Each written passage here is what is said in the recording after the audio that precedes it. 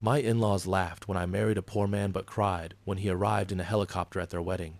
They mocked his old truck, his calloused hands, even my choice to stand by him. To them, he was nothing but a mechanic. But the day of the wedding, everything changed. The sound of helicopter blades silenced their laughter, and when he stepped out in a tailored suit, the truth shattered every cruel word they'd ever spoken. Because the man they scorned wasn't just poor, he was building something greater all along. So what happens when the family that mocked him is forced to face the man who rose higher than all of them? Before we get into the story, comment below where in the world you are watching from today. Emily arrives at her parents' elegant country club, her hand tightly clasped in Daniel's. She's nervous, dressed modestly but neatly, while Daniel wears his best shirt worn but clean. The doormen eye them skeptically as they step inside. Emily clutched Daniel's hand a little tighter than usual as they stepped into the opulent ballroom. Crystal chandeliers cast a soft, golden glow over the rich, mahogany floors and elegantly dressed guests. Her heart wavered between pride and apprehension, warmth and unease clashing within her. She'd always believed in Daniel, supported him wholeheartedly, but here, amid her family's extravagance, doubts nibbled at the edges of her confidence. "Everything's shining like it just stepped out of a magazine," Daniel remarked, his expression neutral, as he guided Emily toward the circle of family awaiting them. His steady presence never wavered, yet Emily knew he felt the sting of judgment in the air, like an unspoken undercurrent. "It's just for show," Emily replied softly, her voice barely above a whisper. The glittering crowd seemed worlds apart from the simple honesty she cherished. For Daniel, the room felt more like a stage, painted with the bright colors of wealth and status. A stage where every set of eyes assessed him under the harsh spotlight of misplaced expectations. Adjusting his jacket, he moved with a calm dignity, though a pang of discomfort lingered beneath his composed exterior. The laughter and chatter surrounding them dimmed the moment Emily and Daniel reached the family's table. Faces turned. Expectations hung thick in the air. "Oh, Emily, darling," Margaret exclaimed, her smile a touch too sharp. The pristine pearls around her neck gleamed with the same cold precision that often graced her words. "And Daniel, good of you to join us." Her eyes darted briefly to his hands, where traces of hard work never quite washed away. Margaret's voice dropped to a stage whisper. "I'd heard you were busy with your cars." Emily flushed, every word striking like pinpricks. She could feel the heat in her cheeks rising as her mother's sly remark lingered. The coarse calluses on Daniel's hands were badges of honor to her, a testament to his unyielding effort and integrity. Yet, Margaret's scorn reduced them to symbols of inadequacy. "The grease-stained hands of the man I love." Emily's voice wavered but held its ground, defending against the unkind blow. Her gaze met her mother's with defiance, a flicker of bravery breaking through her vulnerability. Laughter. The dinner progresses, with toasts and laughter flowing freely, though much of it is at Daniel's expense. Laughter rippled across the table as Margaret's words landed. Emily felt a familiar tightness in her chest, the kind that always came when her family took aim at Daniel. Claire leaned closer to a friend seated beside her, tossing her perfectly styled hair over one shoulder. "Can you believe she chose him when Richard Hamilton was practically begging to marry her?" Her whisper carried just far enough for Emily to hear. "And did you see that rusty truck in the parking lot? It looks like it belongs at a junkyard, not a country club." More snickers followed. Emily stared at her plate, the elegant china pattern blurring as tears threatened. A waiter refilled champagne glasses around them, his presence adding to her humiliation as he politely pretended not to notice the cruel remarks. Actually, a silver-haired man from across the table called out, "What exactly is it you do, young man?"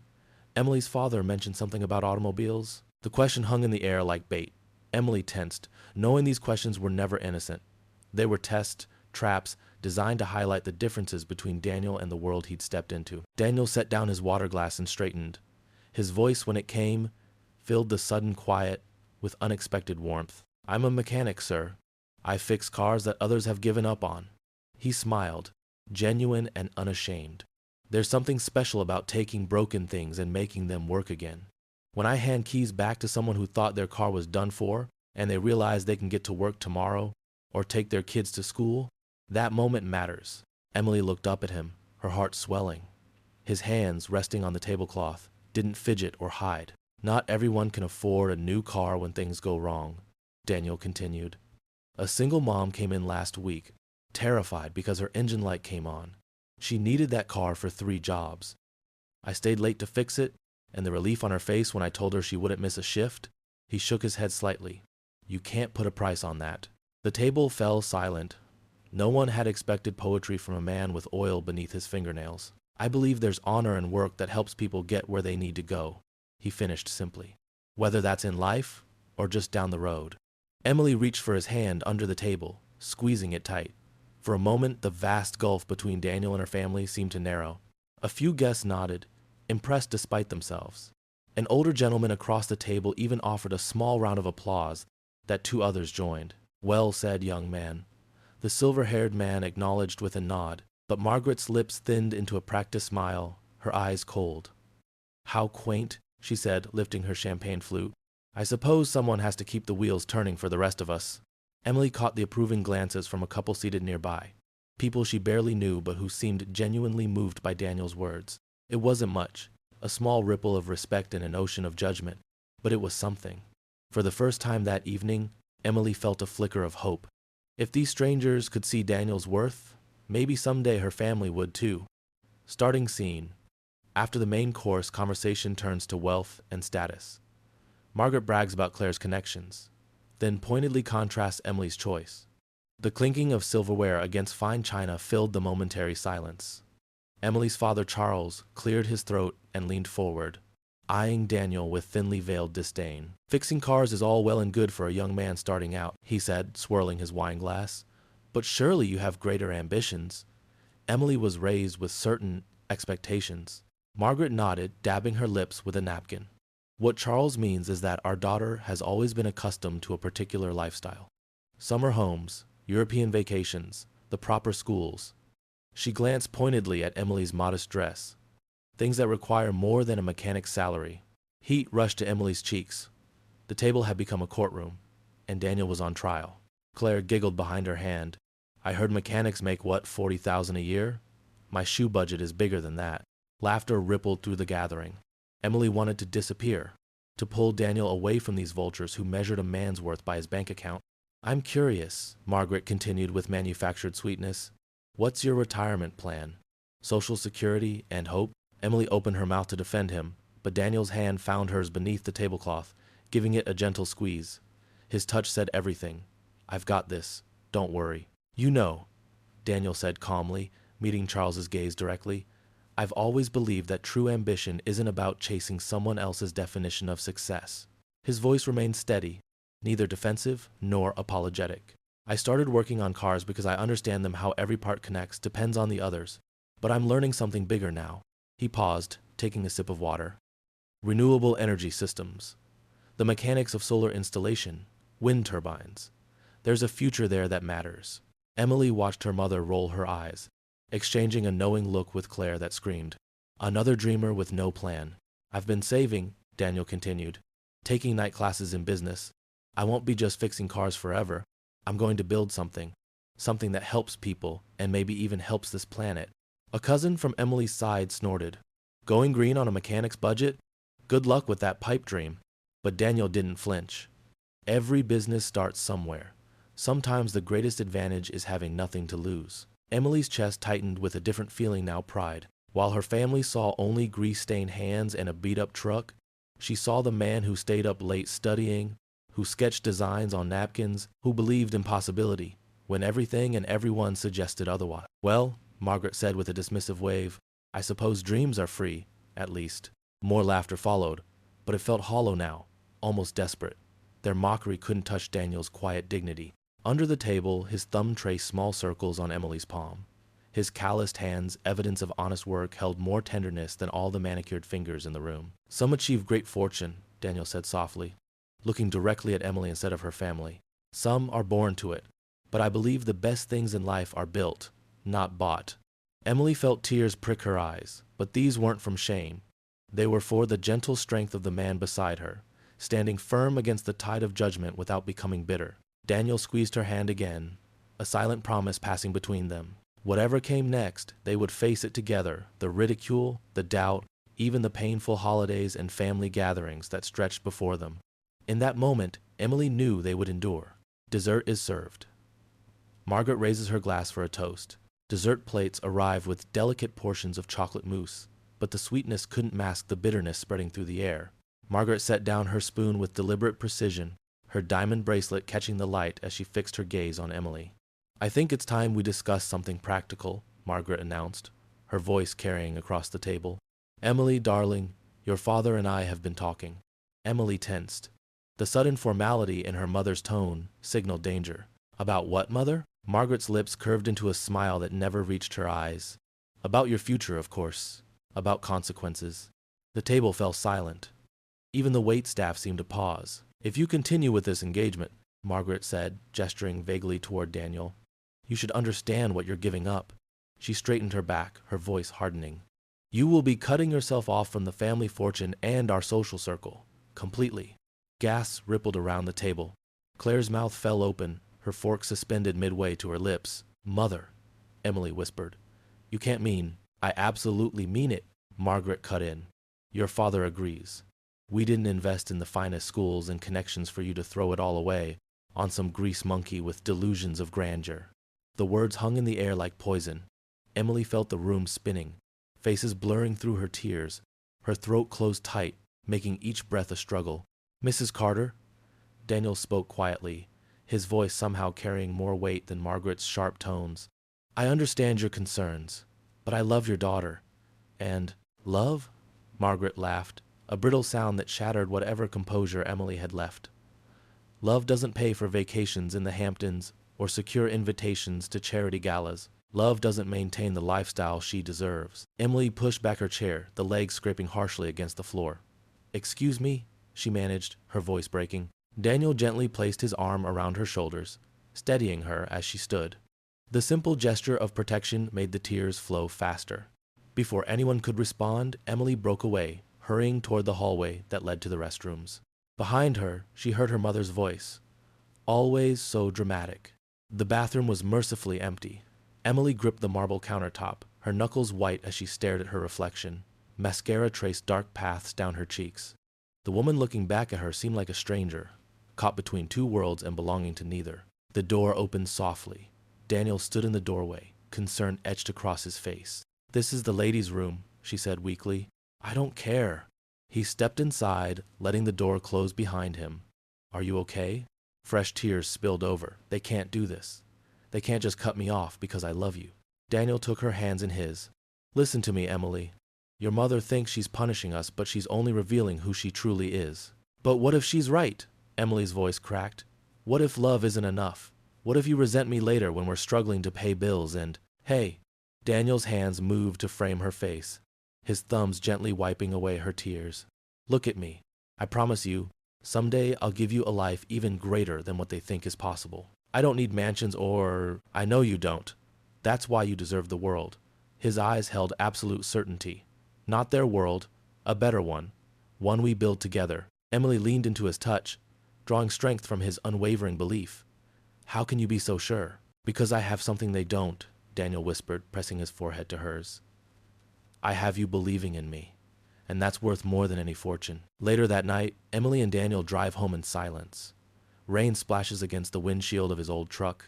Emily rested her head against Daniel's shoulder as they drove away from the country club. His beat-up truck rumbled beneath them, the familiar scent of motor oil and pine air freshener more comforting than all the expensive perfumes that had filled the dining room. Streetlights swept over them in rhythmic patterns, illuminating their faces in brief flashes before returning them to darkness. "I'm sorry about tonight," Emily said, her voice barely audible over the engine. "I knew they could be difficult, but I never imagined Mother would be so cruel." Daniel kept his eyes on the road, one hand steady on the wheel while the other held hers. "Don't apologize for them. Not ever." "How can you be so calm?" She turned to study his profile. "They treated you like you were nothing, because I know who I am." He squeezed her hand. "Their opinion doesn't change that." Emily sighed, watching raindrops begin to speckle the windshield. "I keep thinking about what she said about cutting me off. What if things get really hard? What if we struggle more than we have to because of my choice?" Daniel slowed at a red light, turning to face her fully. "You mean your choice to marry me?" "No, my choice to defy them." She touched his cheek. "Marrying you is the easiest decision I've ever made." The light turned green, and the truck moved forward again.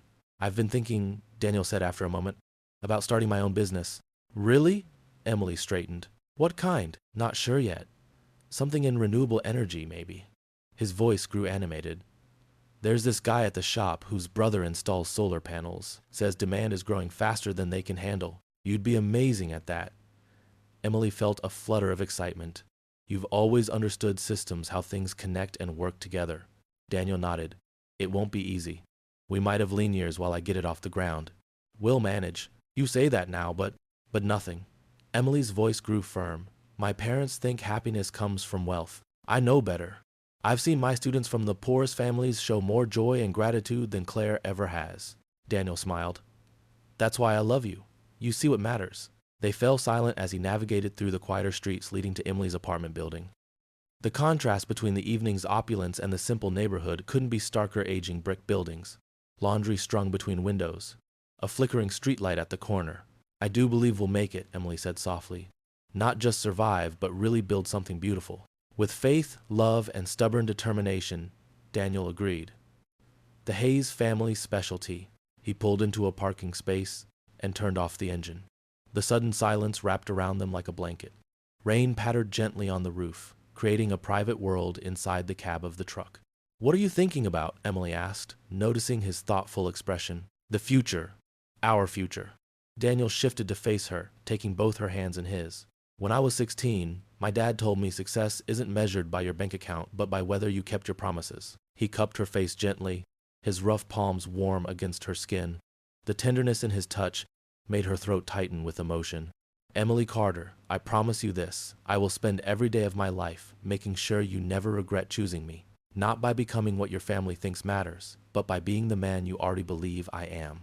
Emily leaned forward, resting her forehead against his. Outside, the rain fell harder, but inside their small sanctuary, she had never felt more certain of anything in her life. 3 months later, white roses and daisies adorned the small chapel near Emily's school. No crystal chandeliers hung from the ceiling, no string quartet played in the corner, but sunlight streamed through stained glass windows, casting colorful patterns across the wooden pews.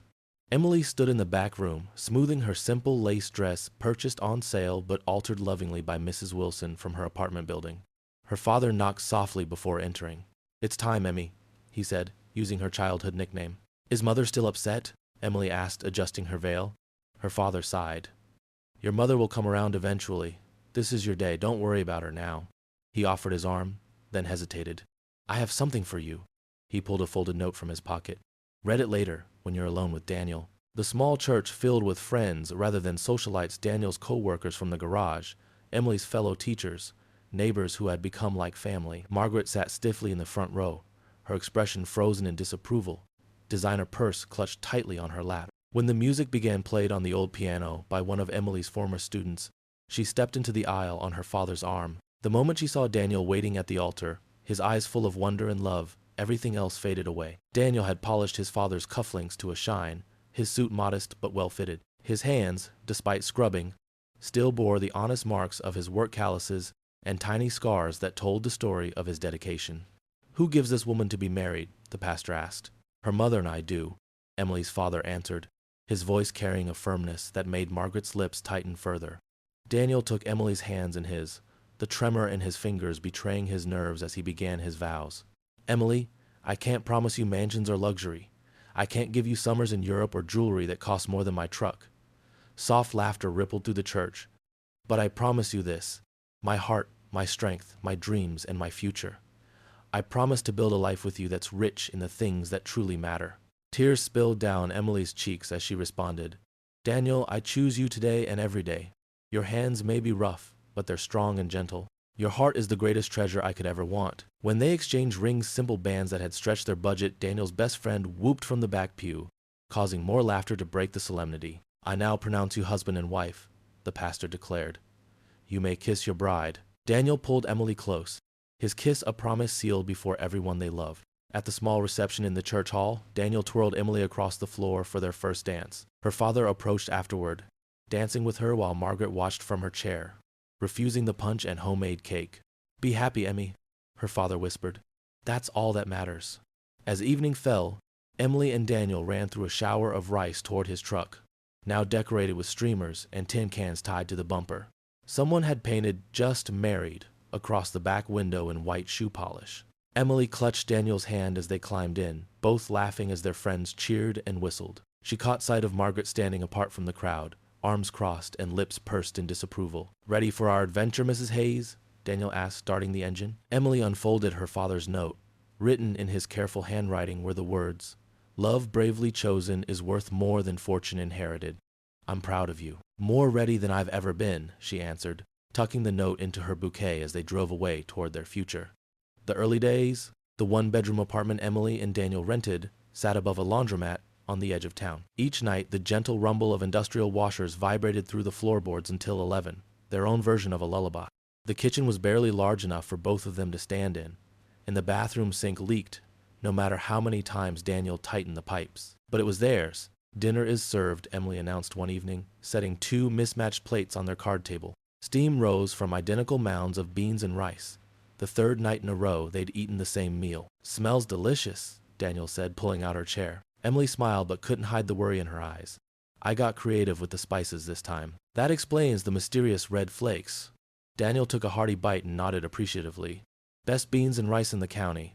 They ate in comfortable silence, occasionally catching each other's eyes across the table. The electricity bill lay unopened between them. "I picked up an extra shift at the garage tomorrow," Daniel said, reaching for her hand.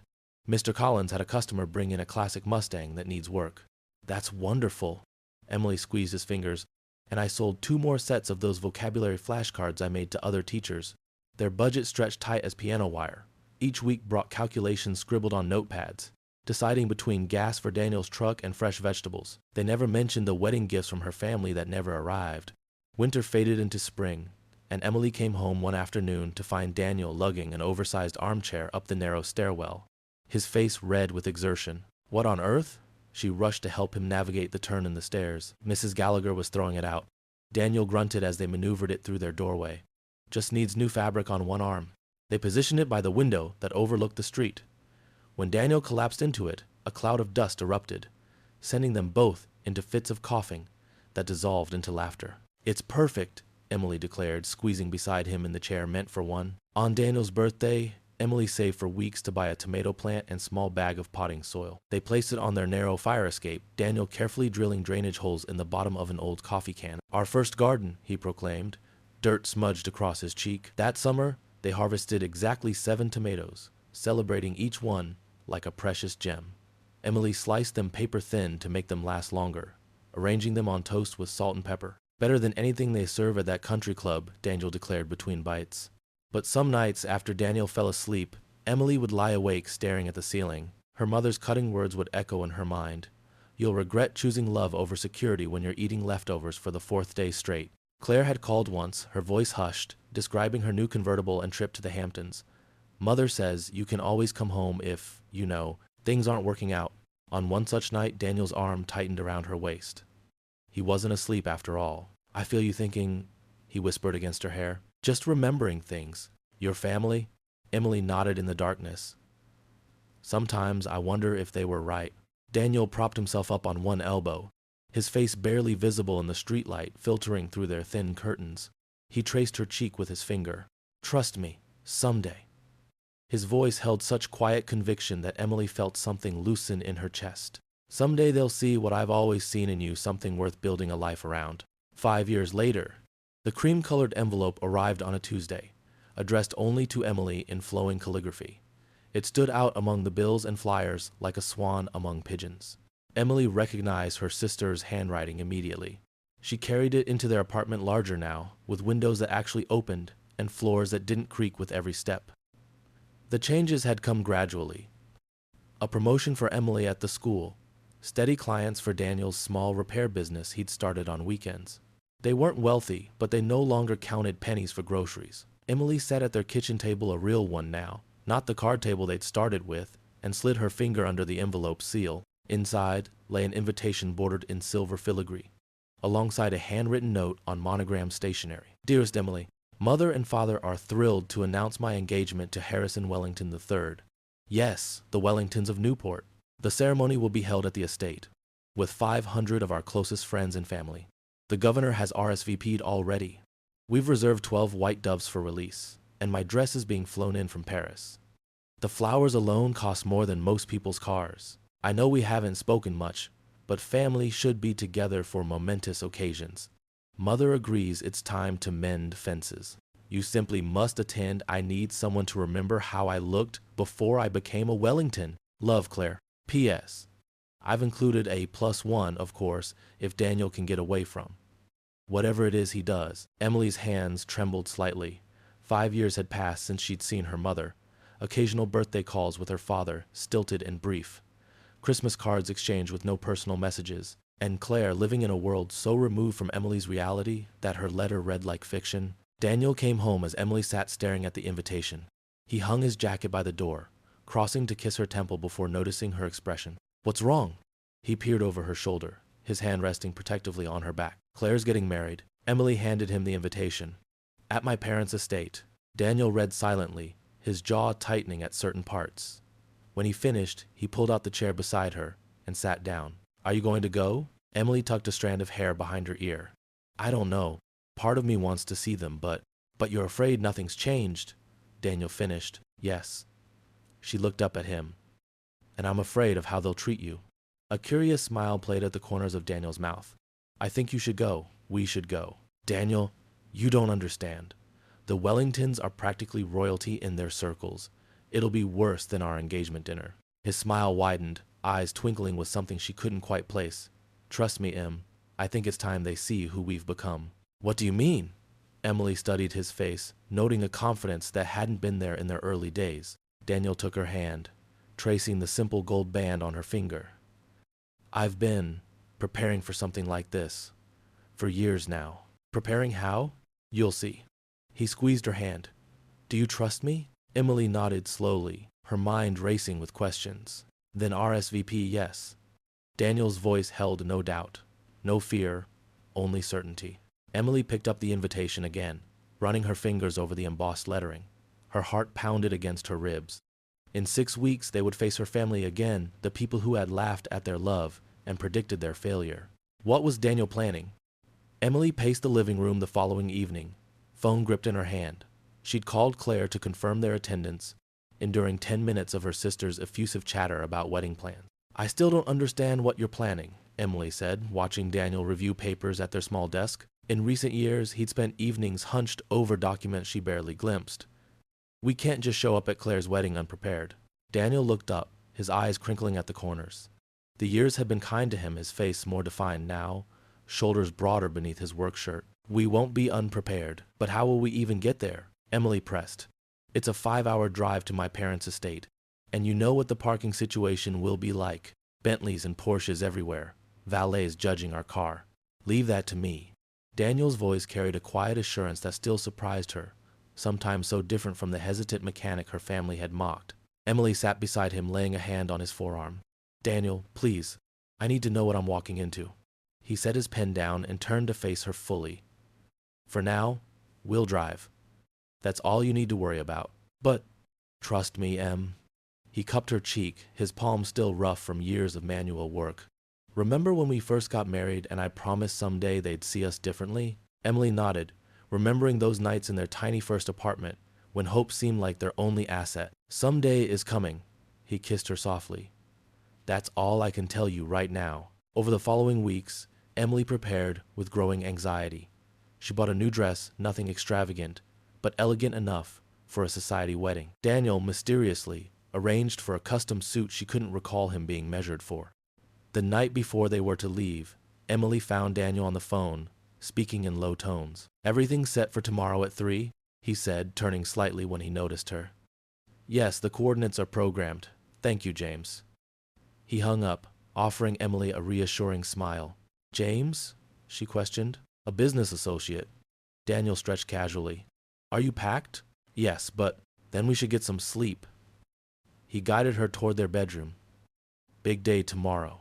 Emily fell into restless sleep, dreaming of helicopters and her mother's disapproving face. Morning arrived with clear skies and Daniel's unusual energy. He loaded their luggage into their car, newer than his old truck, but still modest, and checked his watch repeatedly. We need to be on the road by 10, he explained, helping Emily into the passenger seat. I have a schedule to keep.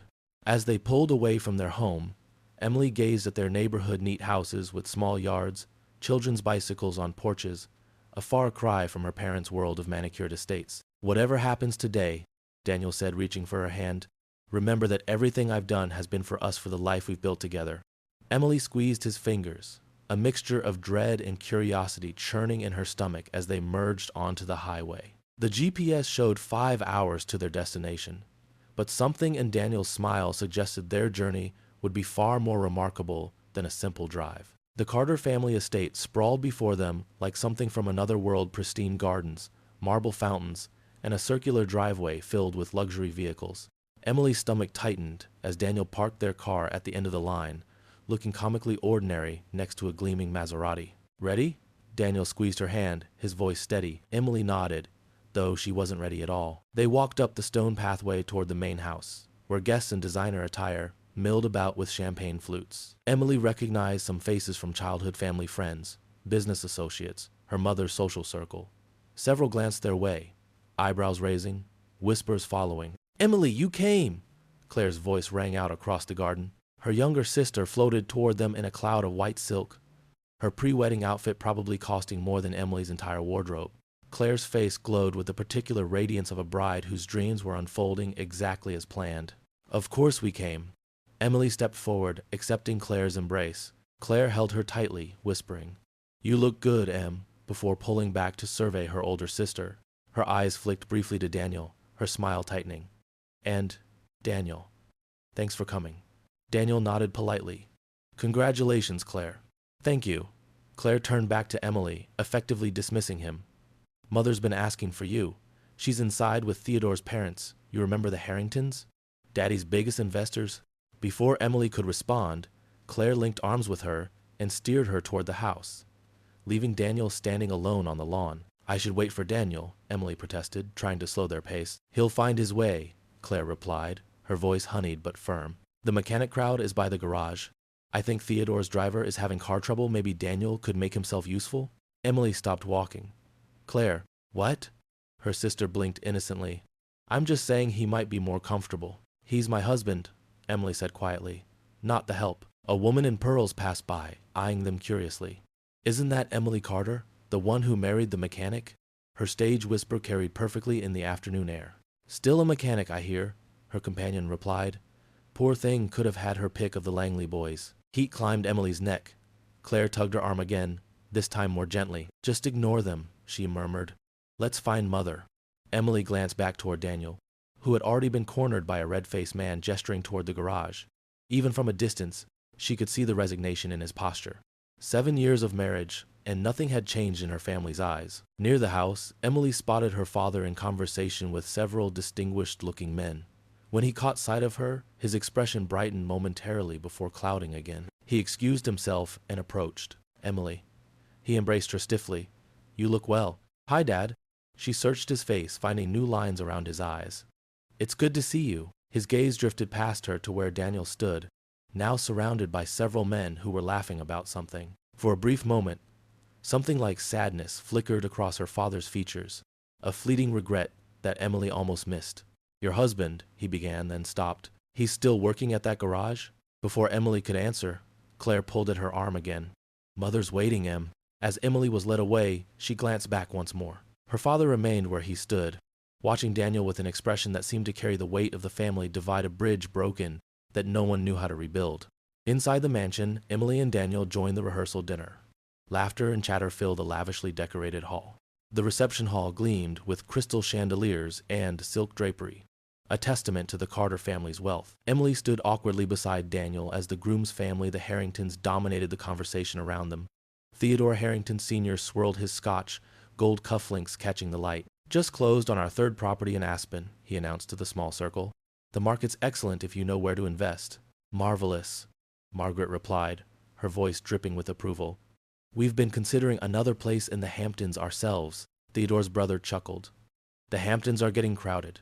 Our new yacht has been the better investment, 45 feet of pure luxury." Eyes turned expectantly toward Daniel and Emily. The silence stretched uncomfortably. "And what about you two?" Mrs. Harrington asked, her smile not quite reaching her eyes. "Any vacation plans?" Before Emily could respond, Margaret cut in smoothly. "Emily and Daniel have such simple taste. They appreciate the charm of domestic life." Her emphasis on simple left no doubt about her meaning. "We're happy," Emily said firmly, her hand finding Daniel's. Theodore Sr. nodded with exaggerated understanding. "Nothing wrong with living within one's means. Quite admirable, really." "Quite," echoed Margaret, inspecting her diamond bracelet. "Though I always hoped all my daughters would have the opportunity to see the world properly." Claire appeared with her fiancé, champagne in hand. "Theodore just surprised me with our honeymoon plans 3 weeks in Bali, then a cruise through the Greek islands." A chorus of approval rose from the group. Emily felt Daniel's hand tighten slightly in hers. "How nice," Emily managed. "And what was your honeymoon again, Emily?" Margaret asked, though she knew perfectly well. "A weekend at that little motel by the lake?" Emily's face burned. "It was lovely." "I'm sure it was." Margaret's smile was razor sharp. "Some people find contentment in the blue-collar life. Not everyone needs success." The way she said success, as though it could only be measured in dollars, made Emily's blood boil. "Daniel works very hard," she said, voice tight. "Of course he does, dear. Those cars won't fix themselves." Margaret patted Emily's arm condescendingly. Theodore's father laughed. "Speaking of cars, young man, maybe you could take a look at my Bentley while you're here, making a strange noise when I accelerate." Daniel nodded politely. "I'd be happy to check it for you." "Excellent. I'll have my driver bring it around tomorrow." He turned away, already discussing stock options with another guest. Emily stared at her champagne glass, fighting back tears of frustration. The conversation moved on, flowing around them like water around stones, occasionally splashing them with barbed comments about real careers and family legacy. Daniel remained silent through it all, his expression unreadable. Only Emily noticed the subtle tightening of his jaw, the forced relaxation of his shoulders. "Excuse me," she whispered finally. "I need some air." She slipped away to the balcony overlooking the gardens, breathing in the cool evening air. Below, fairy lights twinkled among manicured hedges. All this wealth, and yet the atmosphere inside felt so impoverished of kindness. Footsteps sounded behind her. Daniel's arms encircled her waist, his chin resting on her shoulder. "I'm sorry," she whispered. "I thought things might be different." "People don't change easily," he murmured against her hair. "But don't worry about them." She turned in his arms. "How can I not? Did you hear what they said to you? About you?" His eyes held a confidence she hadn't seen before. "Let them talk. Tomorrow they'll see us differently." "What do you mean?" Daniel smiled, kissing her forehead. "Trust me, we've worked too hard for too long. It's time." The rehearsal dinner toasts begin. Glasses clink. The clinking of silverware against crystal drew everyone's attention as Daniel rose from his seat. Emily glanced up at him with wide eyes, her hand instinctively reaching for his sleeve. "What are you doing?" she whispered. Daniel squeezed her shoulder gently and stepped away from the table. The room quieted, curious faces turning toward the mechanic, who dared to command attention at a Harrington Carter affair. "I'd like to say a few words, if that's all right," Daniel said, his voice steady despite the roomful of judging eyes. "Not about Claire and Theodore, though I wish them every happiness, but about something I know firsthand. The power of someone's faith in you." Margaret's eyebrows shot up, while Claire exchanged looks with her fiancé. Emily sat frozen, uncertain what would follow. "7 years ago, I stood in a small chapel with Emily," Daniel continued. "I had nothing to offer her but my hands and my heart. She came from all this," he gestured around the opulent room, "and chose a life that many here couldn't understand." The silence deepened. Even the waitstaff paused their movements. "Every morning when I woke up wondering if I'd made a mistake trying to build something from nothing, Emily was there, believing in me when I couldn't believe in myself." His voice grew thick with emotion. "When I worked 18-hour days and came home covered in grease and defeat, she'd wash my hands and tell me tomorrow would be better." Emily's eyes filled with tears as memories flooded back their tiny apartment. The nights spent at the kitchen table, drafting business plans, the setbacks, and small victories. There were times I wanted to give up, to admit her family was right about me. Daniel looked directly at Margaret for a moment. But Emily never saw me as what I was. She saw what I could become. A few guests shifted uncomfortably in their seats. An older woman at a nearby table dabbed at her eyes with a napkin. "True wealth isn't what's in your bank account or what you wear," Daniel said, his gaze sweeping the room. "It's having someone who sees the best in you when you're at your worst. Someone who stands beside you not because of what you have, but because of who you are." He turned to Emily, who sat with tears streaming down her face. "Emily gave me that gift. Every day she chooses me, and every day I work to be worthy of that choice." He raised his glass. "So while we celebrate Claire and Theodore's beginning, I celebrate my wife, the woman whose love became my foundation." The room fell silent. Then, from the back, someone began to applaud. Others joined in, the sound swelling until most of the room was on their feet. Theodore's father nodded appreciatively. Claire's eyes were misty as she clapped, looking at her sister with newfound respect. Emily stood and embraced Daniel, her heart so full she thought it might burst. For this moment, she didn't care about tomorrow's revelation or her mother's opinion. In this glittering room where she'd felt so small, Daniel's words had made her feel like the richest person present. As the applause died down and guests returned to their conversations, Emily caught her mother's gaze across the room. While others had been moved, Margaret's expression remained unchanged, lips curved in a practiced smile that never reached her eyes, one eyebrow slightly raised in skepticism. "Pretty words," her look seemed to say, "but words don't pay bills." Emily turned away from her mother's smirk, focusing instead on Daniel's hand in hers. Tomorrow would come soon enough. The warm atmosphere created by Daniel's heartfelt words lingered only briefly. Margaret Carter rose from her seat at the head table, her silk dress shimmering under the chandelier light. She tapped her crystal glass with a silver spoon, commanding attention with the practiced ease of someone accustomed to being obeyed. What a lovely sentiment from Emily's husband. Her pause before the word hung in the air like a silent correction. "Now, shall we return to celebrating the couple of honor?" Emily's stomach knotted. Her mother's dismissal of Daniel's speech was swift and deliberate, brushing it aside like crumbs from the tablecloth. Margaret raised her glass toward Claire and Theodore. "To my beautiful daughter Claire and her perfect match. Your father and I couldn't be prouder of the union you're creating, two families of substance and vision coming together." Theodore's parents nodded approvingly, while Claire beamed under her mother's praise. "Claire, darling, you've always made such wise choices." Margaret's gaze drifted meaningfully toward Emily. "You recognized early the importance of building a future on solid ground, not shifting sand." Emily felt herself shrinking in her chair. Daniel's hand found hers under the table. "Theodore represents everything a mother hopes for her daughter: ambition, success, and the means to provide a beautiful life." Margaret's smile tightened. Not all paths lead to such prosperity, of course. The room grew uncomfortably quiet. Even the waiters paused, sensing the brewing tension. "But tonight isn't about paths not taken," Margaret continued, her voice honeyed with false graciousness. "It's about celebrating Claire's brilliant future." She raised her glass higher. "To Claire and Theodore, may your marriage be blessed with every advantage. May your home overflow with beauty and comfort." Emily squeezed Daniel's hand, praying her mother would stop there. But Margaret wasn't finished. "And Claire, my darling," Margaret's eyes glinted as they slid toward Emily and Daniel, "may your husband always be more than a grease-stained dreamer." The cruelty hung in the air for one breathless moment before laughter erupted, nervous at first, then growing louder as guests took their cue from Theodore's father, who chuckled heartily. Claire had the decency to look uncomfortable, her smile faltering as she glanced at her sister. Emily sat motionless, each laugh hitting her like a physical blow. Heat rushed to her face as tears welled in her eyes. 7 years of building a life with Daniel. 7 years of proving they didn't need her family's approval or wealth to be happy, all reduced to a punchline. Daniel's grip tightened around her fingers. She couldn't bring herself to look at him, couldn't bear to see humiliation on his face. "To the happy couple," Margaret concluded, her voice triumphant. Glasses clinked around them. Conversation resumed.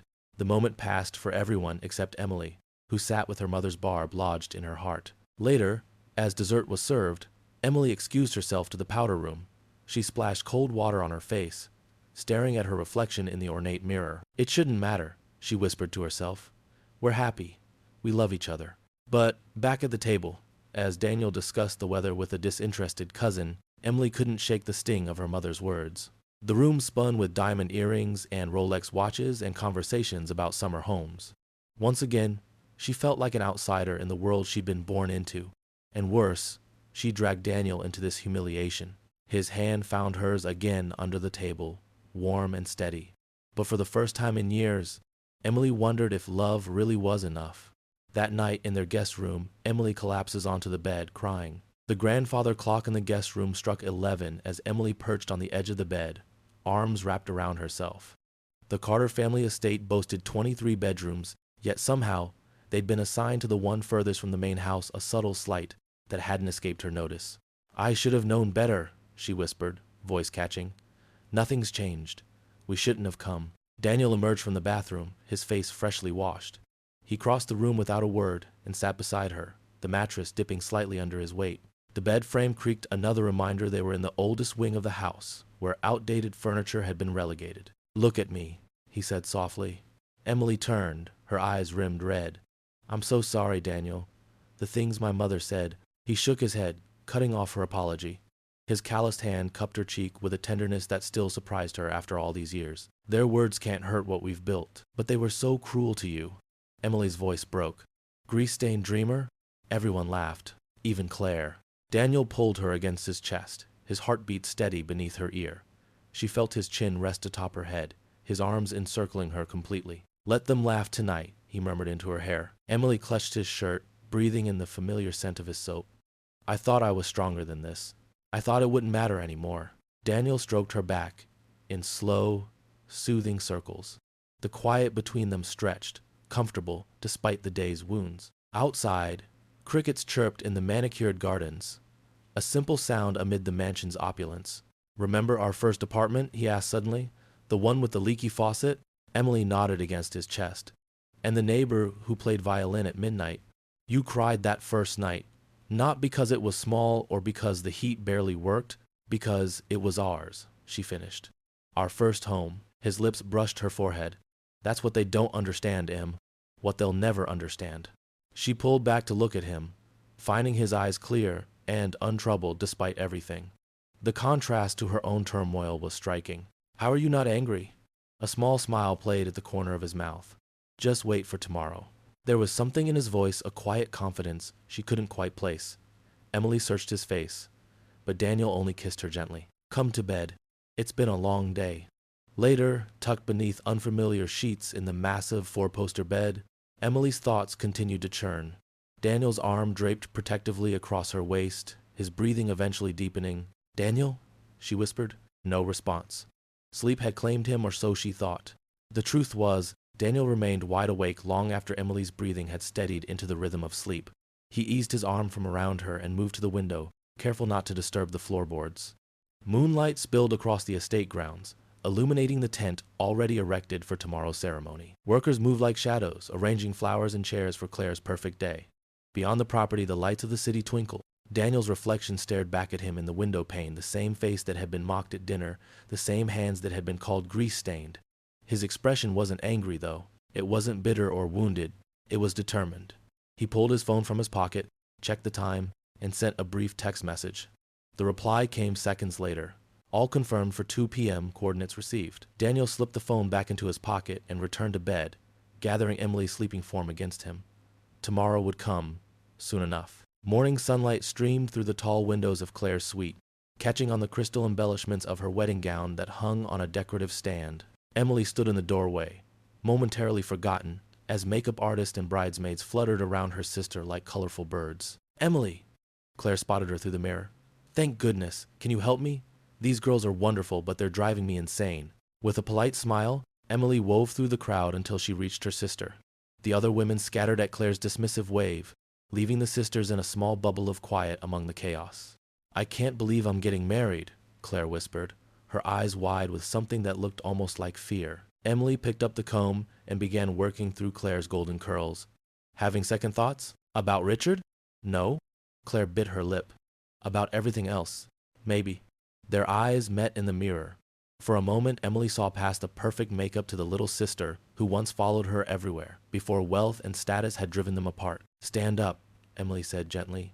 "Let's get you into this dress." Claire rose, lifting her arms as Emily carefully slipped the heavy gown over her head. Yards of silk and lace cascaded down, transforming Claire into something ethereal. Emily worked silently, fastening dozens of tiny pearl buttons that ran down the back. "I heard what Mother said last night," Claire said suddenly, her voice small. "About Daniel." Emily's fingers paused on a button. "It's nothing we haven't heard before, but it was cruel, and I laughed." Claire turned, the dress half fastened, and grasped Emily's hands. "I've been awful to you both. I was so caught up in what everyone expected." "Claire, this is your wedding day. You don't need to." "I do." Tears welled in Claire's eyes, threatening her perfect makeup. "You were always the brave one, Em. You chose love over everything else. I just followed the path laid out for me." Emily squeezed her sister's hands, surprised by the sudden honesty between them. "We each made our choices. I don't regret mine." Are you happy? Truly? The question hung between them. Emily thought of their tiny house, of Daniel's steady presence, of laughter shared over simple meals. Yes, in ways I don't think Mother would ever understand. Claire nodded, turning back to let Emily finish with the buttons. I envy that sometimes. The certainty. You'll have your own kind of happiness with Richard, Emily said, securing the last button. He seems kind. He is, Claire smiled. Not as steady as your Daniel, but he makes me laugh. A soft knock interrupted them. One of the bridesmaids poked her head in. 15 minutes until the photographer wants the family portraits. Emily helped Claire with her veil, pinning it carefully into her elaborate updo. Despite everything, she felt a surge of protective love for her younger sister. You look beautiful, she said truthfully. Claire caught her hand as she turned to leave. Thank you for being here, for forgiving me. Emily's phone buzzed in her pocket. She glanced at the message from Daniel. Meet me outside, East Garden, before the ceremony. I need to go find Daniel, she said, puzzled by the cryptic text. He wants to see me before everything starts. Claire smiled. Go. And Emily? Whatever happens today with Mother and everyone else, I'm on your side now. Emily hugged her sister carefully, mindful of the dress, then slipped from the room. Her heart beat a little faster as she headed toward the East Garden, wondering what Daniel could possibly have planned. Guests arrive in glittering gowns and suits. The driveway fills with luxury cars. Emily waits anxiously, scanning for Daniel. Emily hurried across the manicured lawn, her heels sinking slightly into the soft grass. The mansion's East Garden was empty of wedding guests, who were still gathering on the opposite side of the property where the ceremony would take place. Her mind raced with questions about Daniel's mysterious message. The sun warmed her bare shoulders as she reached the garden stone pathway. Where was he? She scanned the perfectly trimmed hedges and blooming rose bushes, but saw no sign of her husband. A faint sound caught her attention. At first, she thought it was the wind, but it grew steadily louder, a rhythmic thudding that seemed to pulse through the air itself. Emily turned, searching the clear blue sky for the source. Then she saw it, a dark speck against the horizon, growing larger by the second. The thudding transformed into the unmistakable whop-whop-whop of helicopter blades cutting through the morning air. What in the world? She whispered, shielding her eyes from the sun. The sleek black helicopter approached with surprising speed, its polished surface gleaming in the sunlight. On the side, Emily glimpsed a logo she didn't recognize, some kind of stylized sun or wheel. The sound became deafening as the aircraft lowered toward the open expanse of lawn beyond the garden. Behind her, shouts of surprise erupted. Wedding guests poured from the mansion's terrace doors, pointing skyward. Emily caught sight of her mother's shocked face among the crowd, her perfectly coiffed hair blowing in the rotor wash. The helicopter hovered momentarily before touching down with delicate precision on the lawn.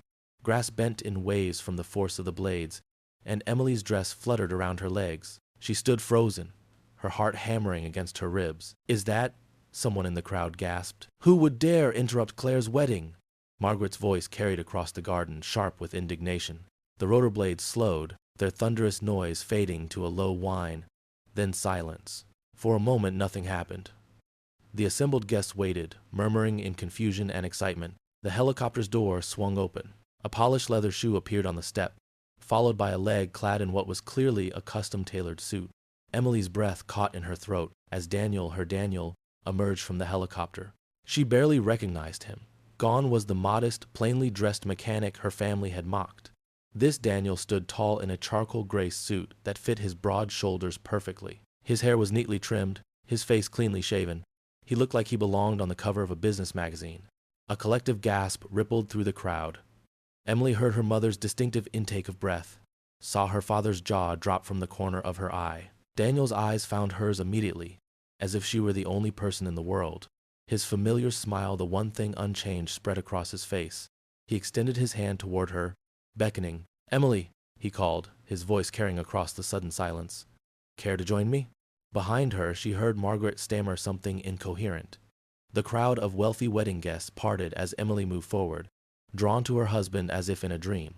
Her feet carried her across the lawn until she stood before him, taking in the transformation. Daniel, she whispered, what is all this? His eyes twinkled with the same quiet confidence she'd always loved, but there was something new there too. The satisfaction of a long-awaited moment finally arrived. This, he said, extending his hand to her, is just the beginning. Gasps rippled through the crowd as Daniel helps Emily out of the helicopter, radiant in her gown. Emily placed her hand in Daniel's, feeling the familiar calluses that even expensive manicures couldn't erase the permanent reminder of years of hard work. As he guided her toward the gathering, murmurs rippled through the crowd. "That's Daniel Carter." A man in an expensive suit whispered loudly. "The Daniel Carter? From Eco Future Energy?" his companion replied. "The same. His company revolutionized solar storage technology. Stock went through the roof last quarter. I tried to get a meeting with him last month. My assistant couldn't even get past his secretary." Emily's legs felt suddenly unsteady. "Eco Future? CEO?" She glanced at Daniel, who kept his eyes forward, his arm now protectively around her waist. A balding man in his 60s broke from the crowd and approached them with an outstretched hand. "Mr. Carter, what an unexpected pleasure. I've been following your company's expansion into the European market. Brilliant move." Daniel shook the man's hand firmly. "Thank you, Mr. Harrington. I remember your investment proposal. Perhaps we should discuss it next week?" "Absolutely. I'll have my office call yours." Emily felt like she'd stepped into an alternate reality. These people, the same ones who had sneered at Daniel's grease-stained hands, now looked at him with unmistakable respect, even awe. Claire emerged from the crowd, her wedding dress shimmering in the sunlight. "Emily?" Her eyes darted between her sister and Daniel. "What's happening?" Before Emily could answer, Margaret pushed forward, her face a mixture of confusion and disbelief. "You arrived in a helicopter," she stated flatly, as if accusing Daniel of a crime. "I did," Dana replied calmly. "My apologies for the dramatic entrance, but I came straight from closing a deal in Boston. Didn't want to miss my sister-in-law's special day." Margaret's eyes narrowed. "Your company, Eco Future Energy," Daniel supplied. "We specialize in renewable energy solutions. Started in our garage apartment 5 years ago." He squeezed Emily's hand. "Remember those late nights, honey? All those sketches spread across our kitchen table?" Emily remembered. The endless cups of coffee, the technical drawings she couldn't understand but supported anyway, the weekends spent alone while Daniel attended engineering classes and business seminars. "That's why you were working such long hours," she whispered. "Not just at the garage." Daniel's eyes softened. "I wanted to surprise you, to make good on my promise." Claire looked between them, comprehension dawning. "You're that Daniel Carter? The one Forbes called the future of American energy?" "The same," someone in the crowd confirmed. Emily felt tears welling in her eyes as everything clicked into place. The mysterious phone calls, the unexplained business trips, the way he'd insisted they stay in their modest home even as his absences grew longer. "You did it," she whispered. "This is the someday you promised me." Daniel lifted her hand to his lips. "I told you to trust me." Emily turned toward her mother, whose face had drained of color. Margaret stood frozen, her perfectly composed facade crumbling. She opened her mouth to speak, but no words came out. The crystal wine glass in her hand tilted precariously as her fingers went slack. "Mother?" Claire said, stepping forward with concern. But it was too late. The glass slipped from Margaret's manicured fingers, shattering against the stone patio with a crash that seemed to echo the breaking of her pride. Red wine splashed across her designer shoes as she stumbled backward, reaching blindly for something to steady herself. Daniel steadied Margaret with a quick, gentle hand to her elbow. The gesture, helping the woman who had scorned him for years, wasn't lost on the watching crowd. "Perhaps we should all sit down," he suggested, his voice carrying a quiet authority that hadn't been there years before. Guests parted like water as Daniel guided Emily toward the seats arranged for family members. Emily felt every eye on them, the whispers following like ripples. "I don't understand," Margaret managed once they were seated, her voice smaller than Emily had ever heard it. "You were a mechanic. You fixed cars." Daniel nodded, his expression open. "I still can. Those skills built everything I have now." He looked around at the gathering of wealthy guests. "Eco Future started with a problem I couldn't solve in a customer's hybrid vehicle. The battery technology was inefficient, wasteful. I knew there had to be a better way." Emily stared at her husband, hearing this story for the first time herself. All those nights he'd come home exhausted, she'd assumed it was from physical labor at the garage. "I started tinkering in our apartment," Daniel continued. "Drew up designs at night after my shifts. Applied for a small business grant. Got rejected." He smiled. "Got rejected 7 more times after that." Claire leaned forward, genuinely curious. "But how did you go from that to—" She gestured toward the helicopter gleaming on the lawn. "I didn't do it alone," Daniel said, looking at Emily with such tenderness that her heart squeezed in her chest. "When I wanted to quit, Emily would make coffee and sit with me until midnight.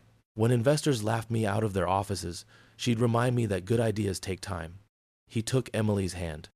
When we couldn't afford heat one winter because I'd spent our savings on a prototype, she wore 3 sweaters and never complained once. Emily blinked back tears. I didn't know what you were building. I just knew you were trying. That was enough, he said simply. Your belief was enough. An older gentleman cleared his throat. The energy storage solution you patented, revolutionary stuff, changed the entire solar market. Daniel nodded. We had a breakthrough in the 3rd year.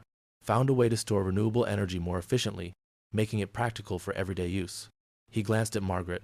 That first working prototype was built with parts from cars I fixed on weekends. Grease-stained hands built it all. Emily watched her mother flinch at the reference to her own cruel words. The company grew faster than we expected, Daniel continued. We've kept our personal lives private intentionally. Success changes how people see you, but not who you are. His eyes met Emily's. Emily loved me when I had nothing to offer but hard work and a dream. That kind of love is the real wealth in this world. A woman in the back dabbed at her eyes with a handkerchief. Even Claire looked moved, reaching for her fiancé's hand. I still drive that truck sometimes, Daniel added with a small smile, to remember where we started. Emily felt a wave of love so powerful it nearly took her breath away. This man who had endured ridicule with dignity, who had worked tirelessly while harboring enormous dreams, who now commanded respect in boardrooms, was still the same person who had promised her someday in his beat-up truck years ago. Someone began to applaud. Emily thought it might be her father, and soon others joined in, a wave of genuine appreciation sweeping through the crowd. The applause faded, but the atmosphere had shifted. Where there had once been mockery, now respect filled the air. Margaret, however, seemed unable to process this new reality. Her face flushed as she struggled to reconcile the Daniel before her with the mechanic she had dismissed for years. But why? She finally managed, her voice cracking. Why did you never say anything? All these years you let us believe. She gestured vaguely, words failing her. Daniel looked at her with quiet intensity. His gaze held no triumph, no smugness, only clarity. The garden fell silent, even the birds seeming to pause their song, because wealth means nothing if you measure a man's worth by it. His words pierced the air like truth itself, simple yet profound. The murmurs that had rippled through the crowd stilled completely. I wanted to prove something to myself, not to you, Daniel continued, his voice steady. And I wanted to show Emily that her faith in me wasn't misplaced. But I never needed to prove my value as a person, not to anyone. Emily stood tall beside him, her fingers intertwined with his. The morning sunlight caught the simple diamond on her finger, the first thing Daniel had bought her when his company began to succeed. In this moment, she felt something she'd never experienced in her childhood home. Complete certainty in her choices. Margaret's gaze darted around the gathering, seeking allies but finding none. Even her social circle, those who had laughed at Daniel's expense years ago, now regarded him with newfound respect. All those dinner parties, Margaret whispered, all those cruel comments, were never about me, Daniel finished for her. They were about your fear that your daughter had chosen a path you couldn't control. But look at her now. Emily felt Daniel's hand tighten around hers, his pride warming her more than any spotlight. She's the same beautiful, compassionate teacher she's always been. She still spends her evenings helping children learn to read. Our financial situation changed, but we didn't. He paused, letting his words sink in. That was the lesson you never understood. Claire stepped forward, tears streaming down her face. I'm so sorry, Emily, Daniel. I was awful to you both. Emily embraced her sister, feeling years of tension dissolve. It's your wedding day. Let's focus on your happiness now. Someone called for the ceremony to begin. Guests began moving toward their seats, many stopping to introduce themselves to Daniel with new interest.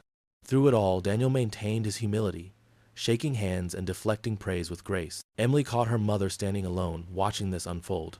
For the first time in Emily's memory, Margaret Carter looked small. The carefully constructed armor of wealth and status had cracked, revealing the insecurity beneath.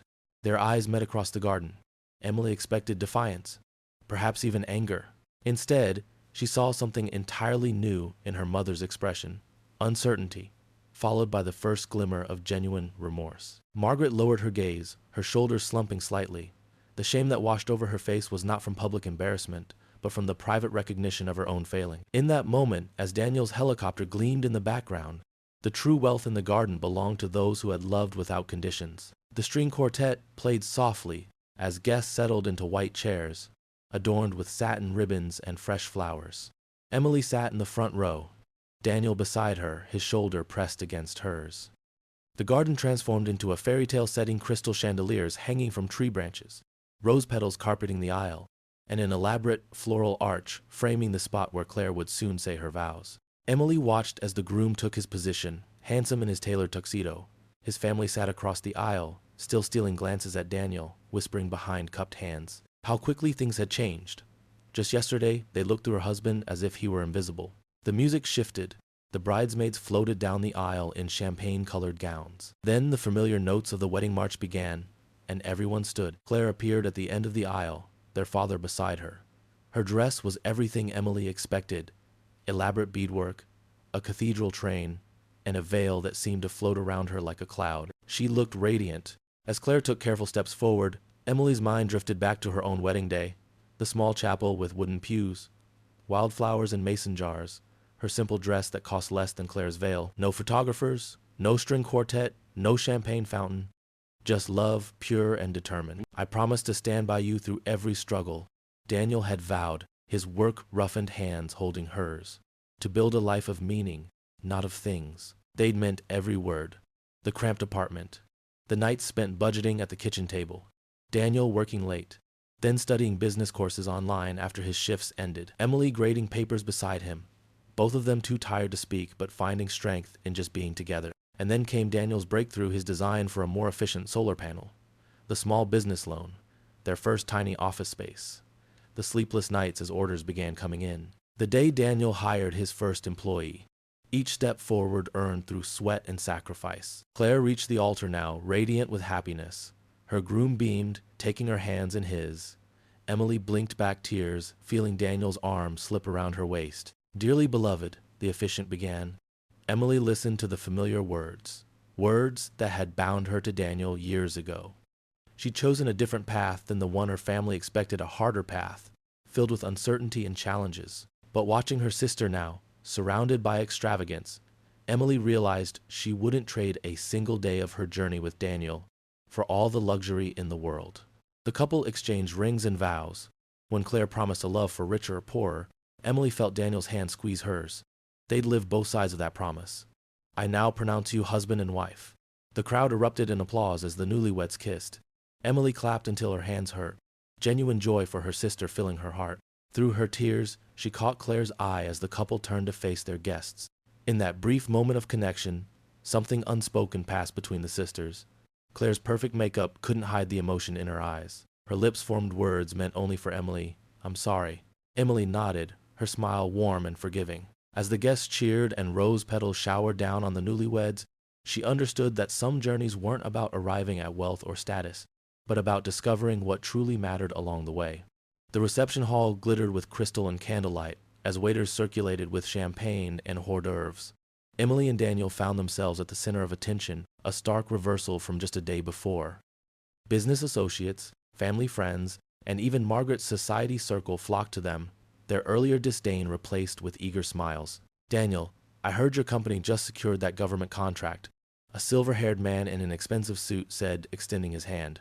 "Brilliant innovation with those solar panels. My firm has been watching your progress." Daniel accepted the handshake with a warm smile. "Thank you, sir. The technology has exceeded our expectations, but I can't take credit for the perseverance behind it." He drew Emily closer. "My wife believed in the vision when nobody else did. Those first 3 years, she graded papers until midnight, then helped me with the business plan until 2. Emily's cheeks warmed. "Daniel, it's true," Daniel continued, his eyes never leaving hers. "She sold her grandmother's jewelry to help fund our first prototype when the banks turned us down." The crowd murmured with appreciation. Emily hadn't expected him to share that particular detail. The pearl necklace had been her only inheritance, but she'd handed it over without hesitation when Daniel needed the capital. "Your husband is too modest," another guest commented. "I read about his innovative approach in Business Weekly. Quite the visionary." Daniel shook his head. The vision was simple: create something sustainable that helps people. The courage came from Emily. He squeezed her hand.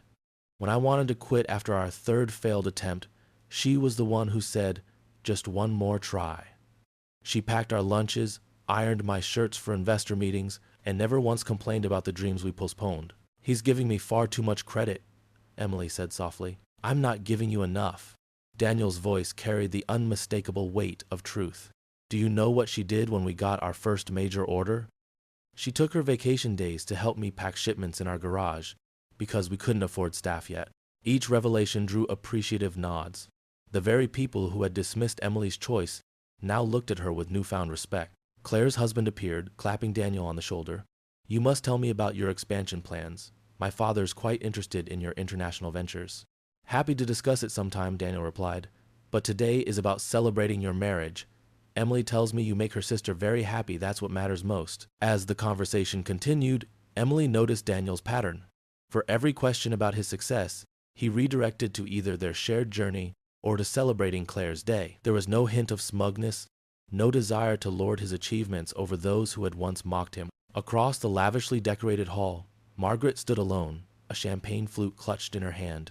Her eyes followed Daniel and Emily as they moved through the crowd. Her expression was unreadable, a complex mixture of admiration, regret, and something that might have been shame. When Daniel caught her gaze, he offered a small, gentle nod. Not gloating, not dismissive, simply acknowledging her presence. Margaret's perfectly composed face faltered for a moment. She looked down at her glass, then back at the couple her society friends now eagerly surrounded. For the first time, Emily saw her mother's eyes fill with tears that had nothing to do with social performance or manipulation. Margaret Carter, who had spent her life chasing status and appearances, was witnessing the authentic wealth she had never truly understood. As the evening progressed, the crowd around Daniel and Emily thinned as guests drifted toward the dance floor. Emily noticed her mother standing alone near the terrace doors, her posture rigid but somehow fragile. When their eyes met, Margaret gave a small, uncertain gesture, a beckoning that seemed to cost her considerable effort. Emily squeezed Daniel's hand. I should talk to her. Daniel nodded, understanding without words. Take all the time you need. The terrace offered a respite from the reception's noise and glitter. String lights twinkled above them like earthbound stars, and the evening air carried the scent of roses from the garden below. Margaret stood with her back to the railing, her champagne glass abandoned on a nearby table. Your husband is. Margaret paused, searching for words that had never come easily to her. He's remarkable. Emily waited, knowing her mother never started conversations without purpose. I've been thinking about that day at the country club. Margaret's voice wavered. And every day since when She stopped, her carefully applied makeup creasing as she fought for composure. Emily had never seen her mother struggle like this. Margaret Carter had always been a fortress, impenetrable, immovable in her certainty. Now, the walls were crumbling. I was wrong about him. The words emerged broken but clear. I was wrong about both of you. Mom, no please, let me say this. Margaret's hands trembled as she smoothed her silk dress, a nervous habit Emily recognized from childhood. I judged him by his circumstances, not his character. I measured his worth in dollars, not. She gestured helplessly toward the reception, where Daniel chatted warmly with Claire's in-laws. Not in the things that actually matter. Tears welled in Margaret's eyes, threatening the perfect mascara she'd applied that morning. I wanted status for you, Emily. Designer labels, country club memberships, the right address. She shook her head. I never understood that you'd found something I never had. What was that? Emily asked softly. Love that builds instead of acquires.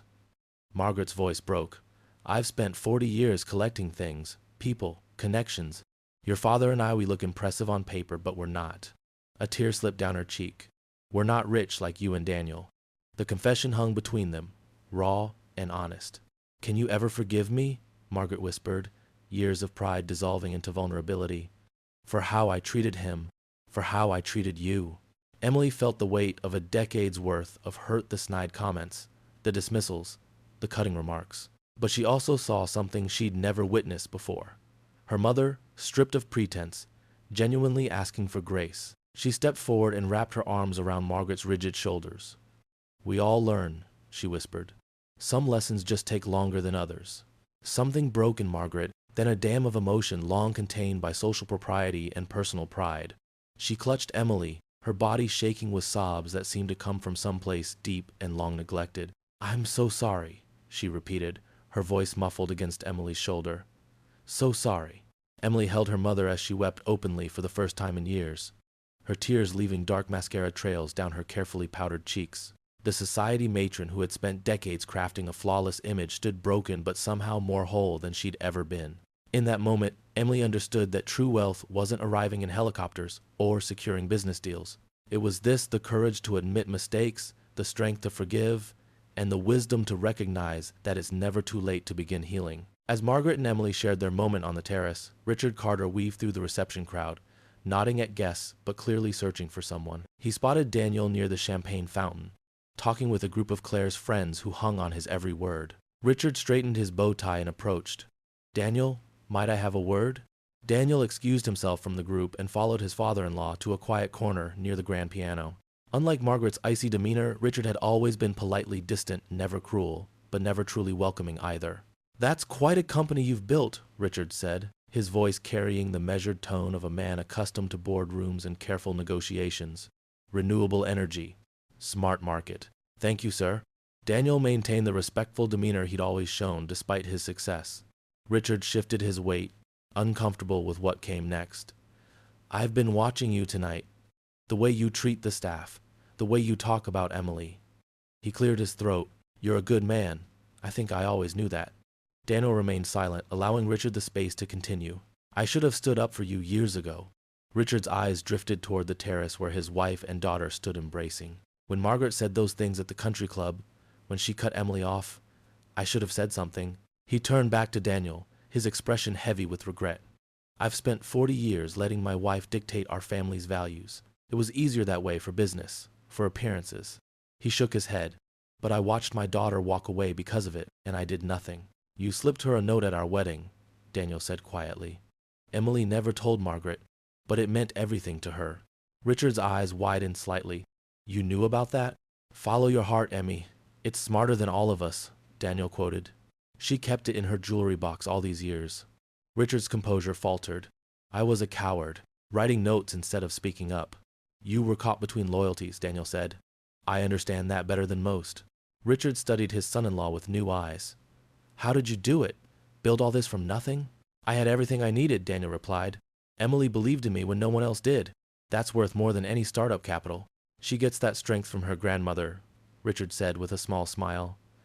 "Certainly not from me. With all due respect, sir, I think you're wrong." Daniel's voice was gentle but firm. "Emily is stronger than she knows precisely because of you. She learned to be kind in a world that rewards coldness.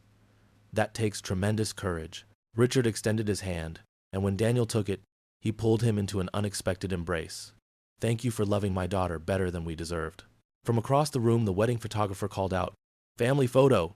Everyone gathered by the fountain." Emily and Margaret returned from the terrace, Margaret's makeup hastily repaired, but her eyes somehow brighter than before. Claire beamed as she pulled her new husband toward the assembled group. "Come on, everyone," the photographer instructed. "Bride's family on the left." Daniel started to step aside, but Richard grabbed his shoulder. "Where are you going?" "Your family." They arranged themselves by the ornate fountain, Claire, and her groom in the center, Emily and Daniel beside them, with Margaret and Richard completing the circle. For the first time in years, there were no strained smiles or rigid postures. "Perfect," the photographer called. "Everyone say love." The camera flashed, capturing the moment when a family, long fractured by pride and prejudice, stood whole again, their faces reflecting not just happiness, but the hard-won peace that comes from forgiveness.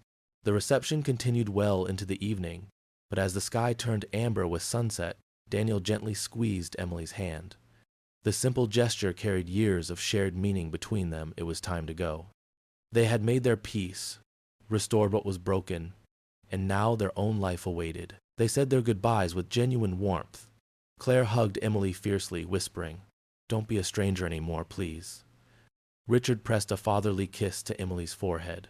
Even Margaret, her hard edges softened, embraced Emily with tears glistening in her eyes. "You chose better than I ever knew," Margaret admitted, glancing at Daniel with newfound respect. "I'm sorry it took me so long to see it." Emily smiled, years of hurt finally healing. "Some things are worth waiting for." The wedding guests gathered on the expansive lawn as Daniel led Emily toward the helicopter. Its sleek black exterior gleamed in the fading light, the company logo a rising sun, with outstretched rays emblazoned on the side. At the helicopter's door, Daniel turned to Emily. His eyes held the same tenderness they had when they'd said their vows in that small chapel years ago. He extended his hand with a formal flourish that made her laugh, then helped her aboard with the careful reverence he'd always shown her, whether climbing into his old truck or now, this symbol of their journey. He kissed her hand, his lips brushing her knuckles.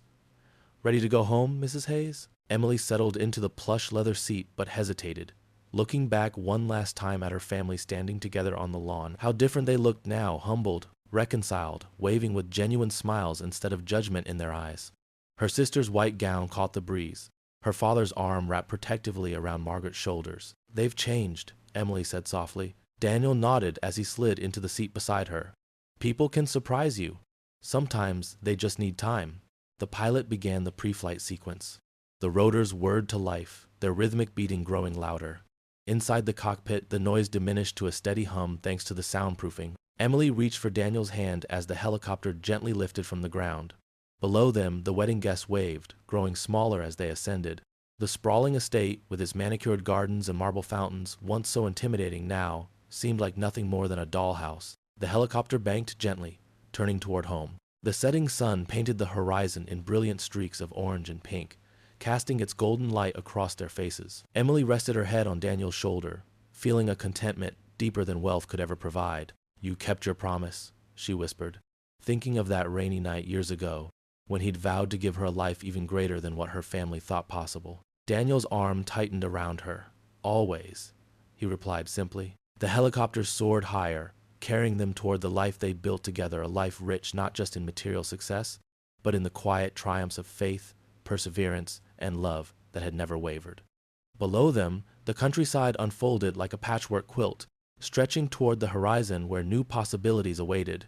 As they flew into the sunset, Emily closed her eyes, grateful for the journey, every struggle, every tear, every moment of doubt that had led to this perfect peace. If you enjoyed the story, I handpicked this next story that you will enjoy. Please don't miss this one. Click here to watch it.